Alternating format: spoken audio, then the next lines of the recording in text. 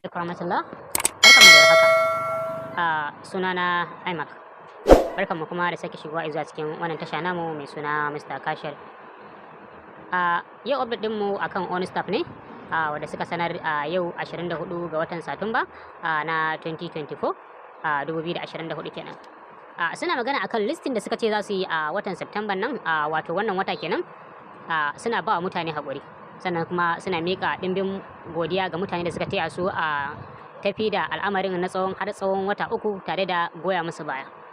Sannan kuma suka ce kamar yadda suka sanar da listing ɗin shi za su yi shi a watan September, so sakamakon wasu matsaloli da suka faru na ɓangaren spot trading da kuma interrogation web in app, wato matsaloli da suka faru a tattare da me za a ce na'urar su da take isar da sakonni zuwa internet, ko in ce site na internet nasu ya ba su matsala. Don haka suna expecting za su gyara shi kafin satin karshe na watan November. Don haka suna sa tsammanin suna sanar muku kenan da cewa in Allah ya kai mu satin karshe na watan November, wato November na wannan shekara din, watan 11 kenan, za su yi listing din wannan coin nasu na Onus. Sannan abin da suke so ƙara tabbatar muku shine a yanzu haka za ku iya ku yi withdraw din Onus ɗinku in har kun yi downloading Onus, kun yi register, sannan kun yi KYC din shi, wanda a baya na yi bidiyo akan shi. So idan kuna so ku duba a kasan wannan bidiyo din zan ajiye link din bidiyon yadda ake downloading Onus har ai KYC, sai ku je ku yi, wanda ba su yi ba kenan. Wanda suka yi kuma kuri har yanzu haka sun canza tsarin withdrawal zuwa 5%. Sun mai da tsarin withdrawal zuwa 5%. Sannan kuma suna sa ran insha Allah 100% na duk wanda suka yi mining din Onus za su samu kasansu. Sannan wani ƙarin sanarwa da suka yi shine tsarin buy and sell na shi Onus din za su sake shi ne a cikin exchanger nasu. Ba sa da bukatar su saki wasu exchanger, su tura shi wasu exchangers, amma idan hali yayi za su iya sako tier 1 exchanger. Sannan kuma kaman freelancers au influencers wanda suke referring, sai aka ce su kuma a sanar musu da cewa maximum withdrawal na shi wannan Onus din guda miliyan 1 ne, miliyan 10 ne. Misali, ko da trillion nawa ka tara ba za ka iya withdraw din sama da kwaya miliyan 10 ba kai kadai.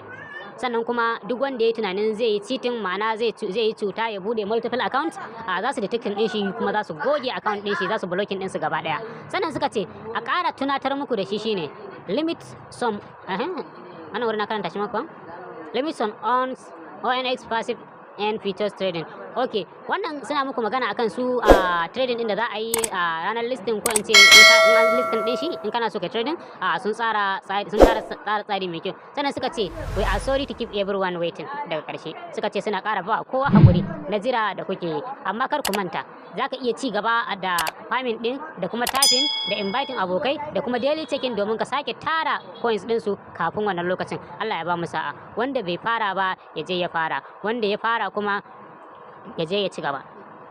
Yawwa, Allah ya ba mu sa'a. Nan ajiye link a comment section, wanda ba su je suka yi register ba su je su yi register, wanda kuma sun riga sun yi register su je su ci gaba da yi.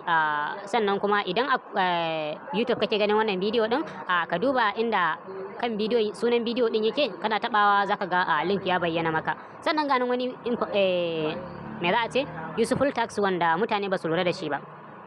Idan kuka duba daga nan wurin tax din nan, idan kuka shiga akwai wani abu da suke sakawa na cewa akwai tax na cewa ku je ku yi following din su a Telegram channel din su. Matukar ba kai following din Telegram channel din su ba, you are not eligible for the airdrop. Kamar yadda kuke gani inda na lura a cikin jerin referrals ina akwai wanda ba su je suka yi following din su a Telegram channel din su ba. Da zarar na taba kan shi sai suke ce mun in tunatar da abokina cewa ya je shi yayi following din Telegram din su, zai samu karin Onus point guda 10,000. So matukar baka je kai following din su ba za su irga ka a matsayin eligible wanda zai samu airdrop din su ba. Sannan kuma ko da a ce kai verifying account ɗinka, baka da daman yin withdrawal din su.